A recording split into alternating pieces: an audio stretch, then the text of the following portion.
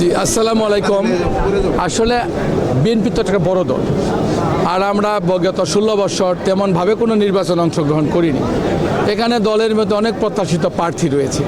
কারণ একজন প্রার্থী যখন পায় না, তখন সে চেষ্টা করে যে আবার দলকে বুঝিয়ে কনভিন্স করে তার পক্ষে সিদ্ধান্তটা নেওয়া যায় কিনা।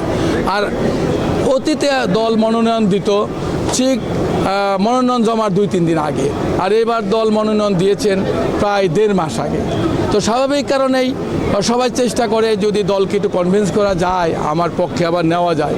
চেষ্টা করা তো দোষের কিছু না, কিন্তু যেই দিন মনোনয়নপত্র জমা হয়ে যাবে সেই দিন আর এই সমস্যাটা থাকবে না।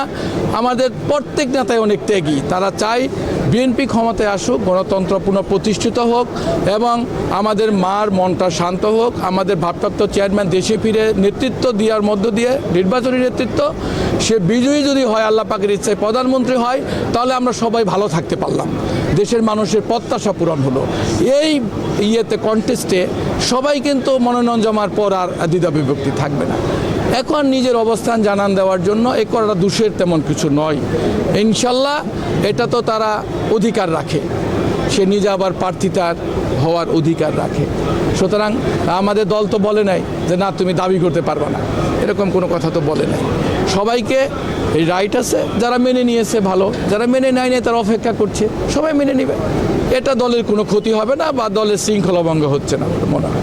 নির্বাচনে কোনো প্রভাব পড়বে না, এটা কোনো প্রভাব পড়ার সুযোগ নেই। এটা তো আমাকে যদি ধরে না দিত, তাহলে আমিও তো চেষ্টাই করতেই পারতাম যে আমার দলের চেয়ারম্যান সাহেবকে বুঝিয়ে শুনে আমি নিতে পারি কিনা।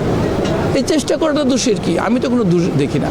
কিন্তু আমাদের মনোনয়ন জমা দেওয়ার পর আমরা দেখব তখন কে কী করে, দল তখন এটার মূল্যায়নটা করবে। আর আমার বিশ্বাস একজন মানুষও, একজন নেতাও মনোনয়ন জমা দেওয়ার পর আর তারেক সাহেব 25 তারিখে দেশে আসার পর, তার পদার্পণ করার পর আর এই ধরনের সমস্যাগুলো থাকবে না ইনশাআল্লাহ।